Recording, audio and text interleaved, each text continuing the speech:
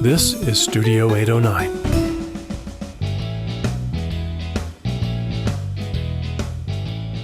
Hey everyone, and welcome to the Outdoors Hiking Bob podcast. You can check me out and get links to my social media and all that stuff at hikingbob.com.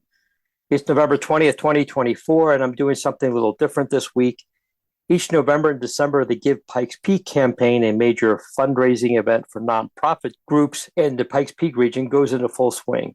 As a media partner, each year I feature some of the groups that are in the great outdoors or related categories. Instead of featuring a different group over the next few weeks, I am instead releasing 4 podcasts today, each one featuring a different nonprofit, including the one you are about to listen to. So without further ado, here is one of those groups. Enjoy and go to givepikespeak.org to donate. Next up in my series of podcasts about the Give Pikes Peak campaign for 2024, I have Sam Hinkle, who is the marketing and development director for the Rocky Mountain Field Institute, also known as RMFI, for those of you who've been around for a while, know it by that name, a group that's prominent in the trail building and restoration world in the Colorado Springs. Well, much bigger than that. We'll talk about that in a minute. Sam, welcome to the podcast. Thank you for having me, Bob. It's a sign to be here. So I guess the big question is, this is the Give campaign. People are looking at who they want to donate to. And I guess the first question is, what is RMFI and what do you guys do? Yeah, thanks for that. And forgive me, I have a bit of a frog in my throat this morning. So if I clear my throat, forgive me. But no worries. Rocky Mountain Field Institute, or as you mentioned, RMFI for the uninitiated, we're a 501c3 public lands stewardship nonprofit that's based here in Colorado Springs. And we've been protecting and conserving public lands in Colorado Springs all the way through southern Colorado for more than 40 years. The main ways that we do that are, there's really 3 ways we're addressing that mission. The first is, and if you know us, this is probably how you know us, is that we are leading volunteer-based trail stewardship and maintenance and public land stewardship and maintenance projects. And what that looks like is a lot of erosion control structures. If there's a trail that's situated in such a way that its alignment is going to erode out, after a big rainstorm, we're out there taking care of those issues in partnership with land managers, but also bringing in a lot of volunteers to help make that work accessible, fun, and just getting it done, you know? But we're also beyond our actual on the ground trail work. We're involved in environmental education, helping folks understand why this is important and helping to kind of create new public land stewards throughout the region. And finally, some research to demonstrate the impact of this work. Having known about your group, one of the things that I've always appreciated was RMFI's part in education, bringing in people that train to be crew leaders, to go out there and build trails and how to maintain trails. Because there's a science to that. It's not just, let's just put a trail here, put it there. There's a whole science to that. Tell us about that part of what RMFI does. Yeah, so we are involved not just, as I mentioned, in the trail maintenance itself and in the stewardship and the outreach around that for volunteers, but that, like you said, that takes a level of expertise. And so being around for 40 years, you start to learn this landscape. And we work with good people who can help build out those volunteer crew leaders, developing our own staff crew leaders. Our work is meant to get people out on the land in a way that they can take care of it. And so when we're training folks to do this work, our hope is that these are like little nuclei of public land stewardship that just that impact radiates out across southern Colorado, because it's not just Colorado Springs. We're working all the way down through, I live in Rye. The impact is felt here. So we are training these folks to spread the impact, even if we're not immediately involved in it. And I'm happy that that's the case. So give us an idea. If you're the person listening to this podcast today, and maybe you're not that familiar with RMFI, we hope people become more familiar with RMFI. You've been around for a while, so you have a good established foothold in the community. Give us an idea. If I'm hiking somewhere here in the Pikes Peak region, I'm in Garden of the Gods or someplace, where has RMFI done work to make our trails and hiking and biking experience even better? Yeah, that's a great question. And I think it might be shorter for us to list where we haven't, to a certain extent. When you work for 40 years, you get a lot of work done, right? You're everywhere, right? But it's if you've been on a trail in Colorado Springs, likely RMFI has had an impact on that trail. Just talking about maybe the last year to keep it focused in, we spent a ton of days on Garden of the Gods recently. A lot of retention wall work there, so that when things, when the rains come and the winds come, that sediment, it's sandstone. That area is very erosion prone. That's part of what carved it in the first place, right? And we don't necessarily want that erosion taking sediment across trails, making it more difficult to access. It's a beautiful place. People should be able to enjoy it. So we've been doing a ton of work there. My first week working with RMFI, we were on the ground building retention walls behind the Three Graces. So there's a ton of time that's spent there. City parks and county parks were involved there quite a bit. Recently, there's a ton of similar work in Palmer Park that, again, erosion control. You're going to hear me say that a few times, but it's another sediment-based rock system. And so erosion is part of what makes it beautiful, but it's also a part of what threatens it. So we try to manage some of those there so that those issues there so that folks can enjoy these areas for as long as possible. I think the one that comes to mind for me, just because the area is special to me, my first backpacking trip ever was in the South Colony Lakes Basin, out in the Sangre de Cristos, and this is not but this is meant to show that our reach is not just Colorado Springs, right? We are in Southern Colorado. We are an organization for Southern Colorado, and Broken Hand Pass is the standard route to the Crestone Needle and Crestone Peak, and we've just finished up some work there, making the trail more clearly demarked, building up some steps so that things aren't sliding away, some retention walls to keep the sediment from, again, hitting the trail or the rocks, just to keep things where they're supposed to be, and also allow folks to enjoy that sensitive habitat without damaging it further.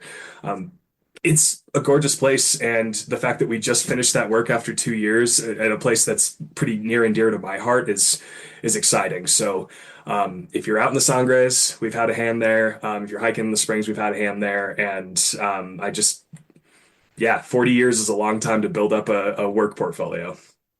And I guess that being an organization with the longevity like yours is important when you're given a project, whether from a land manager. For example, the rerouting of the trail up to Kit Carson Peak and Crestone was a multi-year. That project went on for years because you have this tiny window to work in, and the effort it took always impressed me because it's in a wilderness area. So guess what? You're not allowed to bring nothing motorized. So you couldn't bring. I remember hiking miles and miles up to this lake where your camp was. And it was a big deal when you started that project every summer, and it had to be summer because it took that long for the snow to melt. Yeah. That it was all done by horse and mule train to get everything up there. And then the last year you guys did it, you didn't even have that. You had to backpack everything up there. And I'm thinking, I hiked up there with a day pack, and it was a pain. I can't imagine. And one year I went up there at the lake and, at the base where everything started from. And it was like, yeah, we got a bear that comes through here every night. We know the bear. And it was like, eventually had to be dealt with, but really wasn't a hazard because it was just looking for food, which all bears do. But just that amount of work and how long it takes that work. The South Colony Lakes project has been going on for a number of years because you have this tiny window to work with.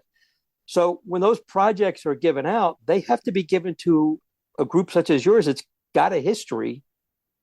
They just can't give it to whatever group pops up because you need somebody to have that continuity. Yeah, a history, and I would add good people. Like our crews are so talented. They know what they're doing. Tough as nails. They're out there dealing with weather when it's safe to do so, and making hard on the ground decisions when it's no longer a good place to be. Alpine areas in the summer, lightning storms, things like that. You got to figure out how to put down the shovel and take care of yourselves there. But it really shortens the construction season in a state that already has a pretty short construction season. Because of that, these projects do take a long time, but it's kind of like if you don't have time to do it right, when are you going to have time to do it again? So these projects, we're focused on getting them done right, and that's possible because of the excellent quality of crew that we hire. So tell us about your your crew there? How many people do you hire during the course of the year? I know you have year-round full-time staff like yourself, and you bring in seasonal staff, use a lot of volunteers. What's your staffing like during the course of a year? Yeah. So we have let me see here, about 8 office staff that are taking care of more of the behind the scenes things, including me. You know, the fundraising, the communications work, how we get more volunteers out into these beautiful places, working with our crews, and then our crew staff is in the neighborhood of 30. And those are the folks that come to us every summer and build up, do the on the ground work. But it's a seasonal gig. They are out there all summer long, and then when you can't get more work done, then we kind of go into hibernation mode, and that's when my job really picks up, and I'm building up our cache of food, as it were, to when we're ready to hit the trails again in the spring, where we're equipped and ready to go. I was just thinking about one project that I worked closely with RMFI on. This goes back a few years when I was at the Friends of North Cheyenne Canyon, and we built the Mount Muskoka Trail, and that was a project that we hired RMFI to do a good chunk of, and that was an interesting project. It was it was a year after the Waldo Canyon fire, and that year was a year of we went from dry and fires to rain, and we'd get up there and we'd say, we're going to work till 4 o'clock. And by 2 o'clock, we're heading back down the hill because it's thunder and lightning. But we got the project done. It was about a week behind, but not for anybody's fault other than the weather kept cutting short our days. So if you've been on the Mount Muskoka Trail, you have touched a RMFI project. If you have been on another trail that I'm familiar with, the Dixon Trail in Cheyenne Mountain State Park, that's been a RMFI project. So many, and Garden of the Gods. So another project you guys have been working on for the last number of years, and again, real short window to work with because of snow and weather, is the Devil's Playground Trail. And for people not familiar, that's on I would say the other side of Pikes Peak. It's depending on where you're at, but if you're on Colorado Springs, it's on the other side of Pikes Peak. And it is one of the other ways to hike up to the summit. Personally, I think it's the better way to go. That project is a trail that starts at the Crags, and I always thought it was a pretty good trail till you got the tree line, then it was a terrible trail. And now and it was a terrible trail. And your project there, tell us about the project. It's not just fixing a part of a tree line. You're rebuilding from the ground up. How's that project going? It's going swell. Like you said, it's a lot of tough work up there. That's we want to do it right the first time. So we're taking that time now to make it work. It's about a 5 mile, all said and done trail reroute. And we've completed about 2.5 miles to this point. Our goal next year is to get to tree line. Within 2025, our goal is to get the realignment filled up and ready to go up to tree line, which is another 1,500 feet. And you think about 1,500 feet, like if you're someone who counts steps, you got those watches, like that's not that far, but every foot there has some construction requirement, whether it's realigning the trail, digging down to get the realignment correct and the level right, and crown filling it that way, or retention walls, so many retention walls to keep the sediment from coming back in and just destroying all the work we've already done. Every foot has some sort of construction need. And that's going to take us some time. So we're excited to get up to tree line next year. We think we can do it. It's an ambitious goal, and it's one I think we can hit. And then we'll have a little bit further to go in future years. But 2.5 miles, we're about halfway done, and hoping to get pretty close up to tree line by the end of next year. And, with that, you talked about how everything needs some work. If you could get, and I'm just flying off the top of my head here, there are some days if you can get 100 feet of trail in, you've had a good day. Oh my gosh, that's an amazing day. That's rad. Yeah, we'd love that. Because if you've got to build a retaining wall or a turn, that's time. It's not just like you're just going up there with a tool and just digging a trail through, then you keep going. If you've got to build a structure with the materials you have on hand, because you're trying not to have to haul any lumber up there, that's a lot of work. I think one of the things that RMFI has helped me relay to people is I was a crew leader and I took, the class, Thank you. and it was it opens your eyes to how much work it takes to build a trail. Not just, and that's not even include how many trips you might take to plot where the trail is going to go before you even swing the first tool and bring the first person up there. We're going to go this way. We're going to go that way. What's the topography look like? What's our angle? It is a complicated thing. So your agency, your group, having the expertise to do that makes these trails so much better. I point again to the Mount Muskoka Trail. We built that trail. We had torrential rains, and that trail is held up because it was done right, like you said, done right the first time. Yeah. Well, and you keep saying the word we, and I think that's something that is added. I'd like to highlight that, like, part of the work that you're talking about, not just the swinging of the tools, not even more so than the planning of things, is the work behind the scenes that it takes to develop relationships with people who also care for these landscapes. If you're in Colorado Springs or in Southern Colorado, even as a whole, but specifically in Colorado Springs, where there's a lot of nonprofits, there's a lot of people, there's a lot of different jurisdictions of land management agencies, we exist in an ecosystem of services caring for these public lands.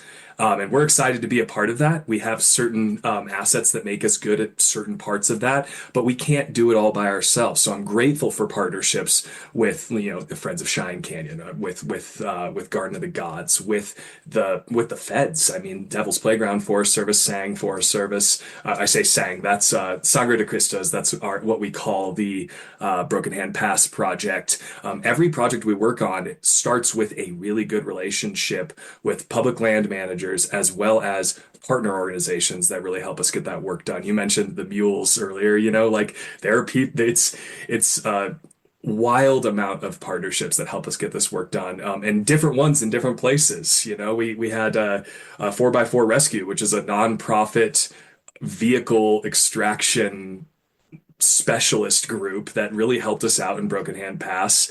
Same with Cora, 4x4 advocacy group. Different partners in different places. We're happy to work with all of them. I'm grateful, I would say. I think it's also important for people to know, like you said about the partnerships, that these things don't happen in a vacuum.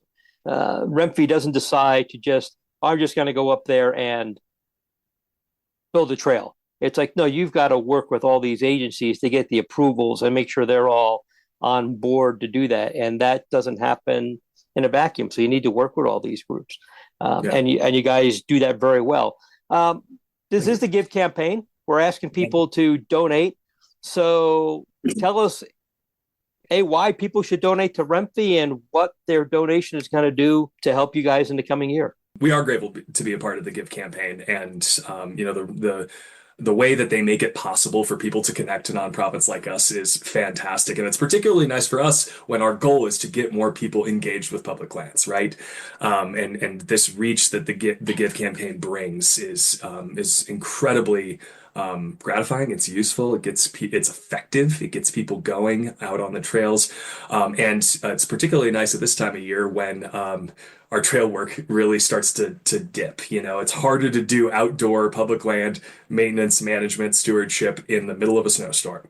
So over the next few months, that side of our work goes down, and this kind of work that we can do with folks like Give starts to kind of taper up again.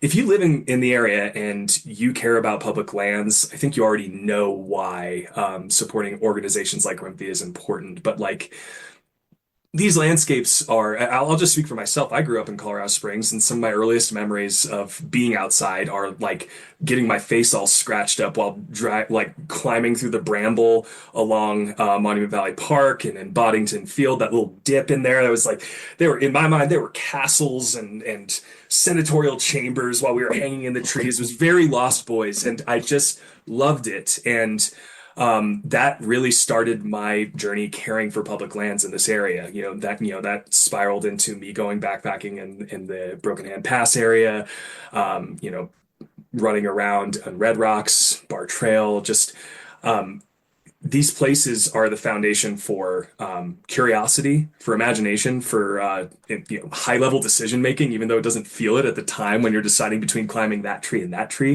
and evaluating your safety.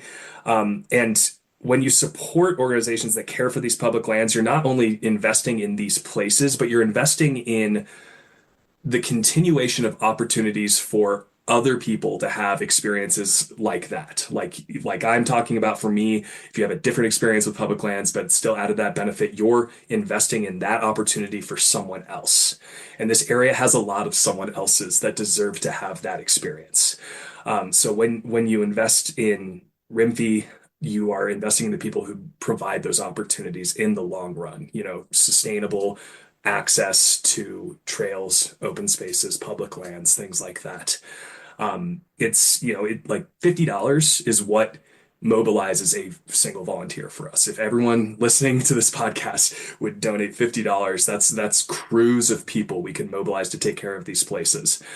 So if you're in a position to give this year, through the Give campaign, first of all, there's great incentives if you do that. They give you some nice opportunities from local businesses by giving through the Give campaign. So if you're looking to make that go a little extra further, great place to start is at Pikes Peak Give. But if you're in a position to give through them, we encourage you to care for these public lands by investing in Rocky Mountain Field Institute. Sam, thank you for being on the podcast. You guys are doing great work.